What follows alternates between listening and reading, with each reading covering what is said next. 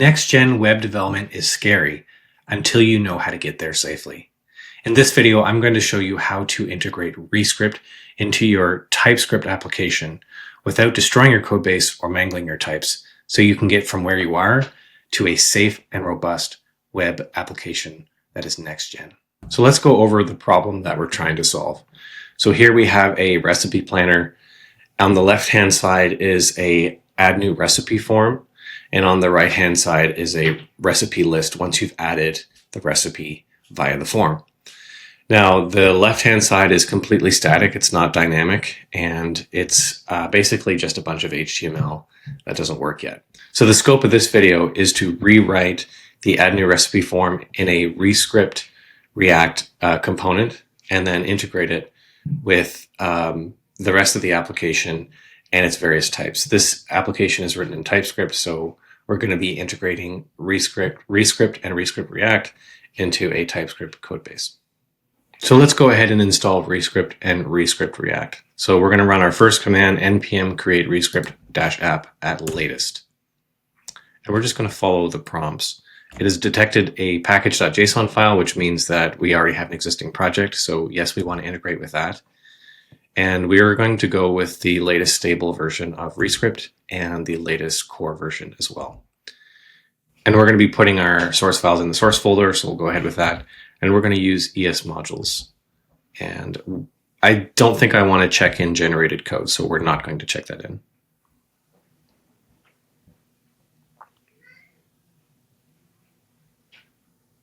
Okay, great, that's integrated. All right, next thing we're going to do is integrate ReScript React. So let's go ahead and do that by running this command.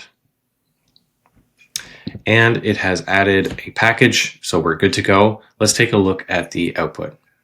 So now we have ReScript and ReScript React installed. Let's take a look at what was done. So we have this demo.res file. We can go ahead and delete that. It's not necessary for us. And we can see that the gitignore file was modified to ignore generated ReScript or generated files from ReScript files. And then also there has been the addition of some ReScript scope commands to our package.json. So we have anything with res : has been added by ReScript. So we have a build, clean, and dev commands. Lastly, we have the addition of this rescript.json file, and we're going to have to modify this slightly. Let's put in the JSX version 4, and then also we'll have to add to the BS dependencies ReScript React. And with that, we are good to go. So the next thing I'm going to do is recreate this recipe form, which is static right now, as a ReScript component, ReScript React component. So let's go ahead and do that. Now I'm going to take and copy all of this, and I'm going to create a new file called recipe form.res. So to do that, we're going to execute npm run res dev. Okay, so that will watch for ReScript files and output a corresponding generated JavaScript files. So right now we saw a new file generated, nothing in it yet because there's nothing in this form. So let's go ahead and paste this long component. We're going to comment it out for now because we're just going to use it for reference. And we're going to go ahead and start coding our React component. So first of all, we add this annotation, react.component, and then the general convention is to write your functions like this, and then return the HTML. So let's go ahead and copy all of this HTML over.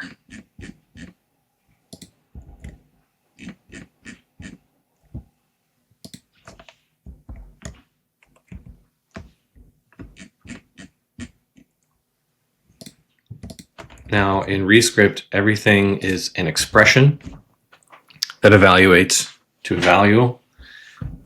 And so we don't have to add a return statement at the bottom. That's one of the first things that you should know.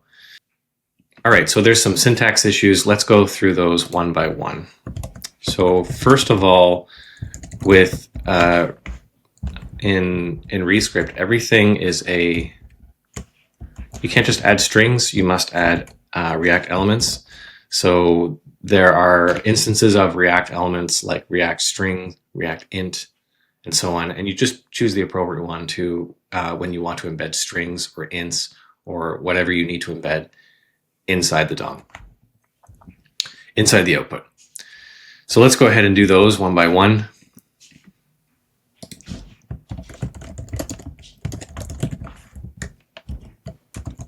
So we're going to do it for servings. And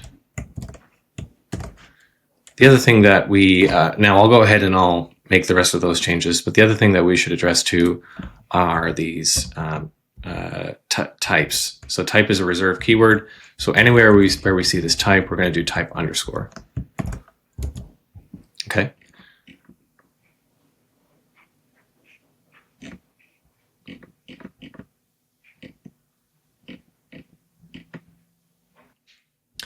Okay, so we've gone through the component and we've updated each string and each type. Now let's head over to the app.tsx. Over here, I've commented out what used to be the other recipe form written in TypeScript, and I've added ours without the on recipe hook. So we'll come back to this at a later point. Now that we have our static ReScript React form embedded, the next challenge that we're going to face is integrating with the current type system. So the current types are written in TypeScript, and there's just a few of them: recipe, nutrition, ingredient. And over here, we have an embedded form which is operating on these types, or will be operating on these types, and then passing the recipe to the parent, which will then be rendered in the sibling recipe list. So we need to find a way to express our form in ReScript types and then generate those types for TypeScript for use in the rest of the application. So let's go ahead and do that. So the way we do that is by recreating the types in ReScript themselves. And so here we have, type nutrition represented. It's pretty intuitive, I would say. We've got a variant, and we've got another type here for the ingredient and another type for the recipe. Now, it's pretty self-explanatory. The only thing that might catch you is that we have this @gen type on each. And what this does is it instructs the compiler to generate the appropriate types in TypeScript. Now, how is that accomplished? We need to add a little bit of configuration for that to happen. So let's go ahead and take a look at that. So when we go over to our ReScript.json file, there's this gen type config. You can always source the ReScript documentation on how to do this, and I'll be sure to link to the correct documentation for this step in the description. However, it's just a few lines of configuration added to the ReScript.json file for you to get your generated types in TypeScript. Now let's see if by running the ReScript build command that we can output the generated types.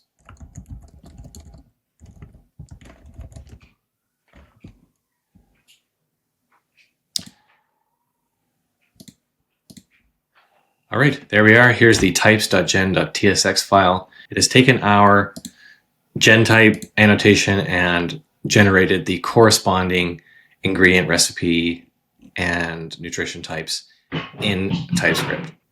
The next thing we want to do is update our other TSX files to make sure they're importing the right TypeScript file, the generated TypeScript file now, and the various types that are generated from ReScript. So there's 2 points. One is app.tsx and one is recipe.tsx.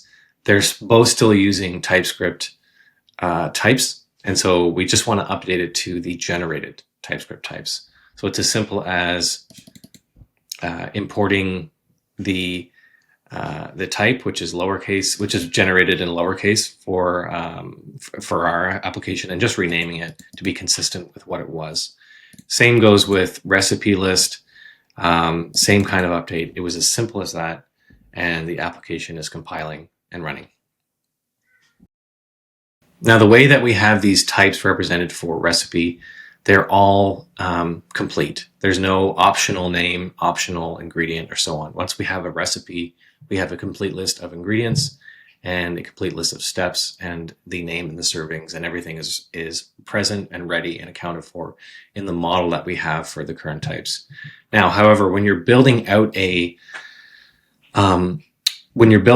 types through the form, you have various intermediary states. So the best way to pattern that, I think, is through the builder pattern, where you can represent the type as an option variant of the original type, where all the fields are optional. So I'm going to go ahead and implement the builder pattern for this form so that we can represent those various intermediary states on the way to having a complete recipe type.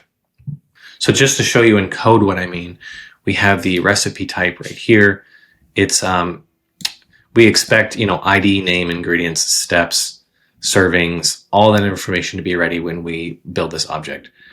However, with the recipe builder, we can model that a little bit differently and represent the types as the properties of each of the recipe type as all optional, so that we can add them one by one.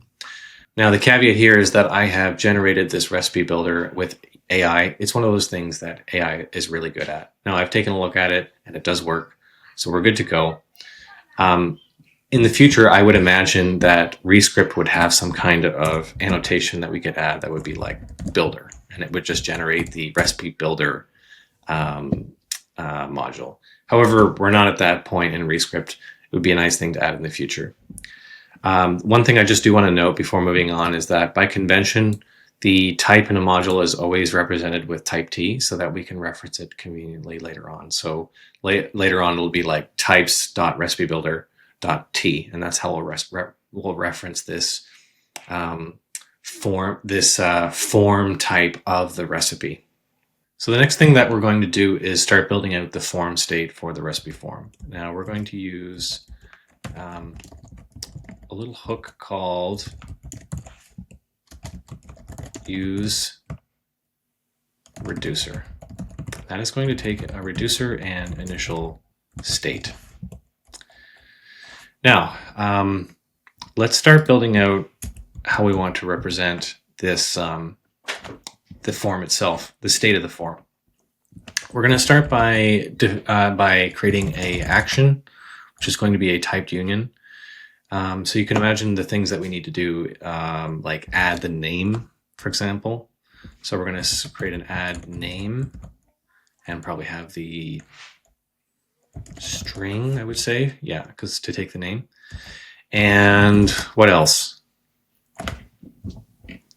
We want to add the servings. So for example, add serving size, and that's going to be an integer.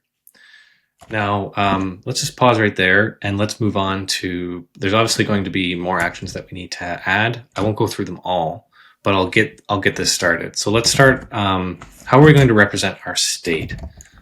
So I'm going to make a state type, and it's going to have in it the recipes, which is going to be an array of. Now we're going to reference our recipe. Yeah, there we go. So because we're using the module syntax, we can just reference the types module in ReScript, and that's enough to access the various types that are defined in here. And so yeah, so we want to represent an array of recipes. We want to represent the intermediary states when we're building out a recipe, and we're building out ingredients, and we're building out steps. So let's capture those. We're just going to use like a staged recipe. Yeah, staged recipe, and that is going to be types. So this is where we're going to use the builder pattern, reference the type of our builder pattern to represent those various intermediary states while we're building up the full recipe. So recipe builder.t, and for staged ingredient, we're going to say types.ingredient builder.t, and finally a staged step and that's going to be types dot. Actually, there is no builder for this because it's only one field. So we're just going to represent it as an option string field. Now that should get enough. That should be enough to get us an idea of where we're going with the reducer. For example, we'll need to add like add ingredient. Let's see, ingredient name, for example. Right. Anyway, we can build that out later. Let's define our initial state. Now, recipes should just be an array, an empty array. Recipes, an empty array. I'm getting a warning here. Yes. It's just our compiler warning us that some fields aren't represented yet. Totally normal. Stage recipe. We're going to use our type builder, our types builder. So recipe builder. It has this convenient empty method on it. So that's basically, it returns the type with nones. Here we go. Here's what it looks like. And then we should add a staged ingredient, and that's going to be much the same. Types dot ingredient builder dot empty. To see what that is, we're just going to click through. Right. So it's all just like all of the optional fields are set to like reasonable defaults. And then staged step, which we're just going to say is a none because it's just an option of a string. All right. So we are most of the way there. We just need to build our reducer. So let's build out our reducer. It's going to take in a state and action. And we are going to want to switch on the action. Now here's a couple things to point out, as I did with the make function. In JavaScript, we have switch statements and if statements. In ReScript, these statements are expressions, so they will evaluate to a value. So I could actually assign like this and run the switch statement. But I'm not going to do that. I'm just going to return it. The reducer is just going to return the result of the switch expression. All right, so let's put in some, let's switch on the action here. So let's just do add name.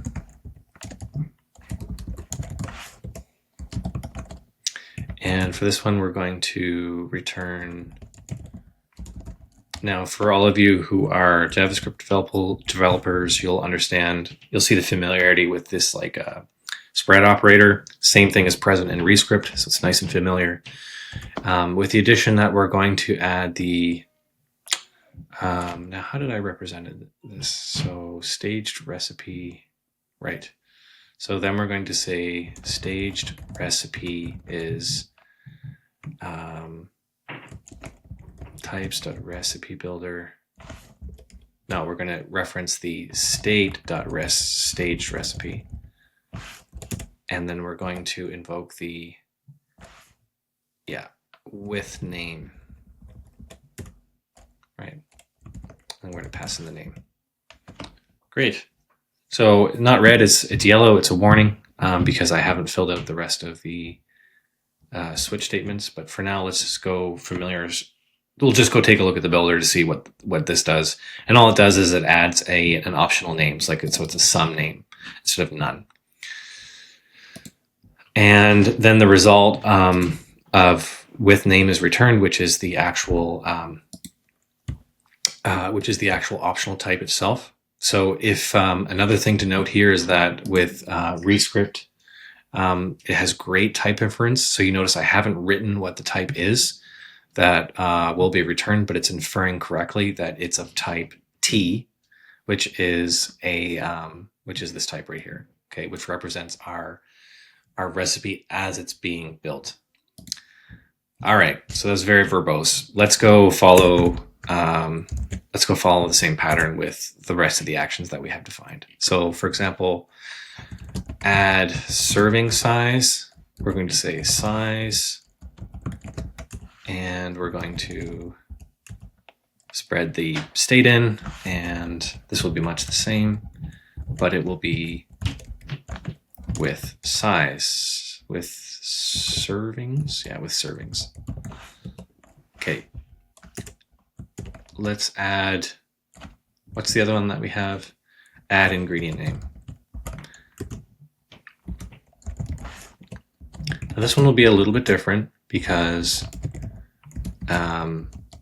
ingredient, so staged ingredient, there we go. And then we're going to say state, staged ingredient, types, ingredient builder with name. All right. Now, I want to take a look at one thing because at some point when we're building out this form, we're going to have a step called like add ingredient. And this will be invoked when the button is clicked in the UI to add the ingredient to the staged recipe. So this will take in no parameters, and let's just build it out because I want to show you what it would look like. Add ingredient. So it would look like this. We have a state, we have staged recipe, and we're going to add state.staged recipe dot add ingredient. So for example, yeah, we would add ingredient, and we would have to invoke like the builder. So for example, we'll have to say like state dot staged ingredient dot build. There we go. Now it is complaining.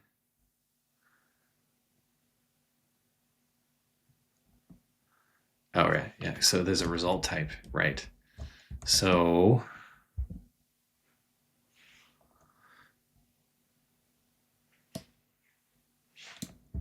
I'd have to do something like this. Switch add ingredient. So switch staged ingredient dot build, and there would be depending on if it succeeded or not, then we would add the ingredient. So let's take a look. The result is an ingredient or a string, and the string represents like we could actually use it in our form. So for example, if the name is missing, then we return like name is required. So that's convenient. So let's do some ingredient and staged recipe.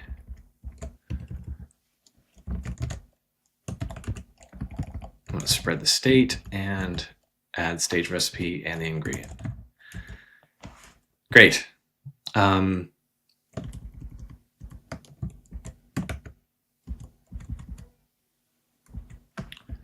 what else am I missing here?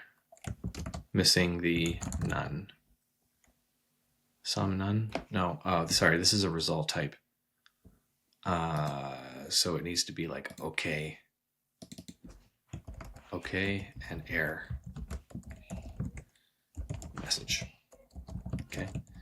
And this is where we might think of storing, for example, we might spread the state but have like a form error and then put the message in or something like that. Now to do that, we would,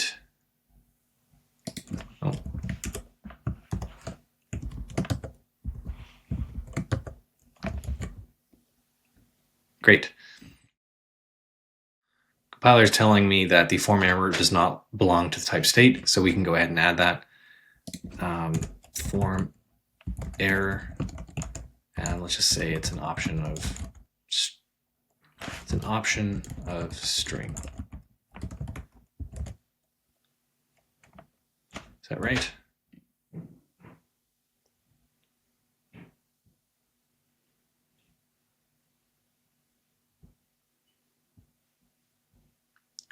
Something's going on with my...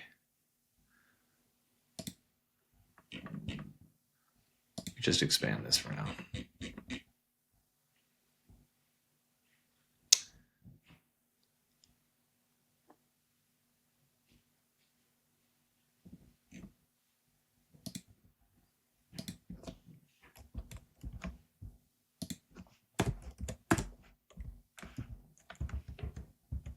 Oh, yeah, I need to include this in my original state object.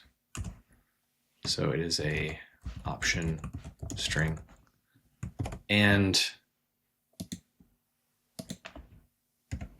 over here, it's none. Great. Okay, so this compiles and it works. You get the idea.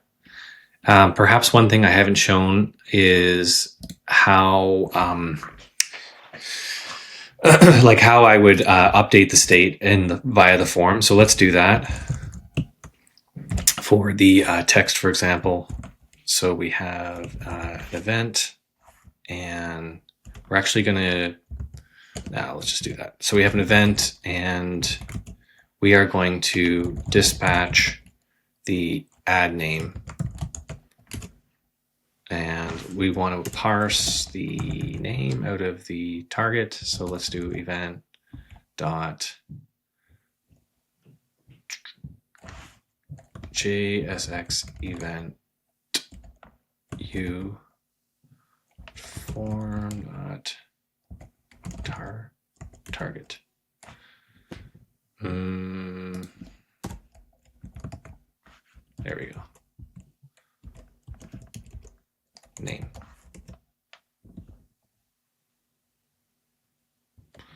And I have something wrong.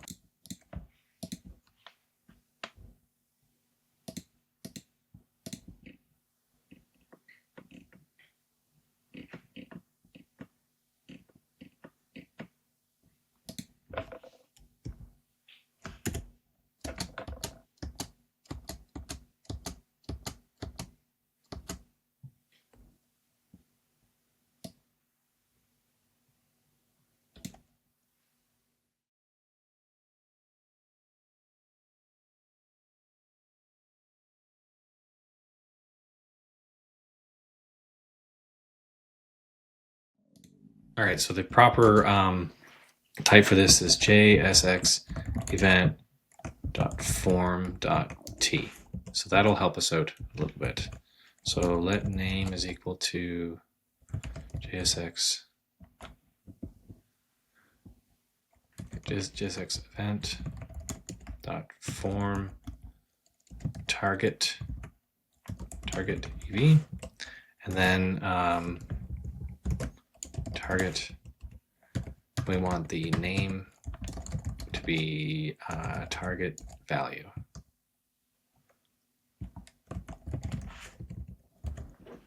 Okay, so that's how we on an onChange event extract the value out of the form element and out of the input element, and then dispatch the add name. So this will run through the reducer, and it will, and through this like state reducer, and give us the correct state. So at this point, I'm just going to jump to the next step. If you want a full overview of what this commit looks like, I will definitely publish that, the list of commits, and you can take a look at it on your own. The last thing we have to do is in this app.tsx file, we have to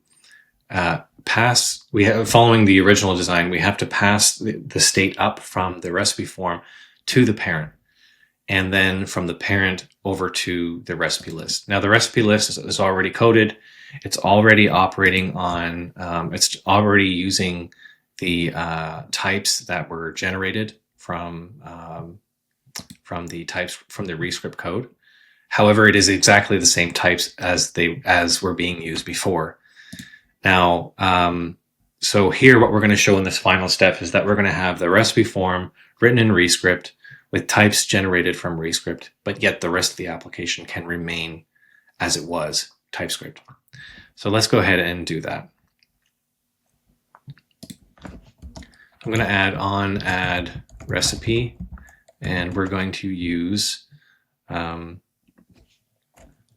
this add recipe method. And then we will need to go over to our form,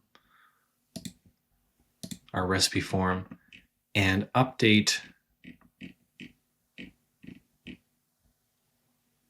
the interface. So we're going to say on add recipe, and it is going to be of types.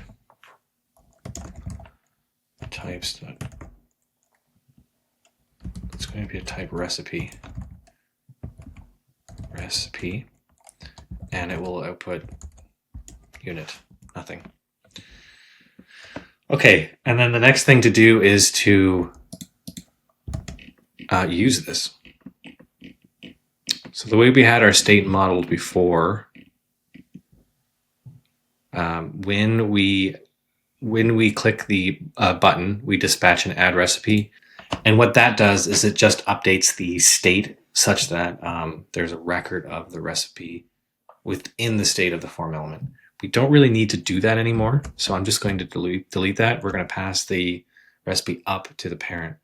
So on add recipe, we're going to just go ahead and reference state. Well, first of all, we need to build the recipe. So staged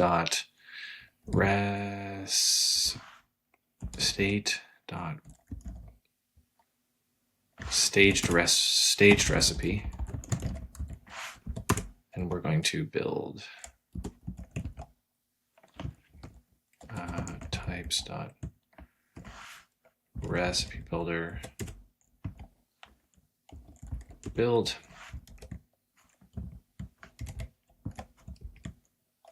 Switch on that. It's going to be okay or not.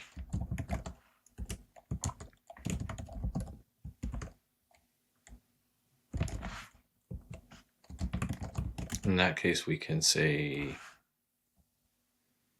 we could create like a new event. Maybe we create a new action. We'll just call it like set form error string. We could do that. We have to be sure to update the reducer. Set form error error, and then state and form error should be error. Should be some error because it's an optional field.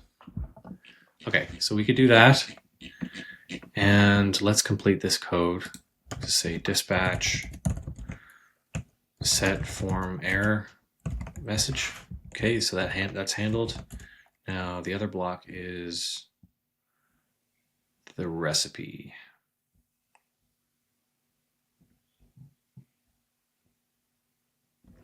So on add recipe. I think that's it. What is it complaining about?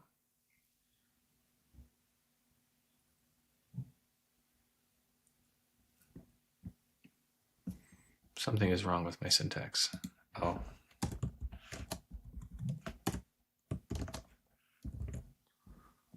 Okay, so this compiles, and next step is just to see, hey, like, does this work? Let's take a look. Quinoa salad serves 4. It's got quinoa. So I don't know, 1 cup quinoa. I don't know what that is in terms of calories. Let's just say it's 100 calories. And let's add that. And then also, we'll add like vinegar. I mean, there's other things you put in a quinoa salad, but let's just add like these 2 things. 1 tablespoon. Let's just say it's got like 30 calories. And then let's say we like add the quinoa, cooked quinoa.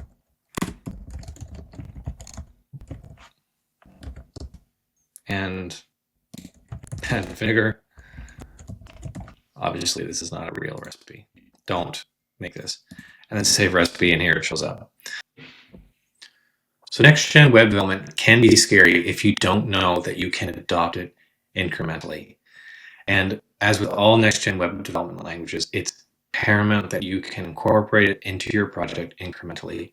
And what we've shown is that ReScript can be incorporated using a depth-first approach where we dive in, we rewrite one element in ReScript without disrupting the rest of the code base. What we've shown is that we can integrate it even with the type system that is currently in place, in this case TypeScript, and without disrupting the rest of the components that are themselves written in TypeScript. Now, how did we accomplish that? In part, it's the technology where we can incorporate, because ReScript is just JavaScript, outputs JavaScript. That means we can use it in JavaScript applications. Number two, we made the integration of ReScript types easier for the rest of the application to digest by writing them in ReScript and generating them in TypeScript. So I hope that you've had a chance to see that next-gen web development doesn't have to be scary. You can do it quite incrementally and gradually in your current project, or you can even start fresh with a fresh ReScript app for your next project.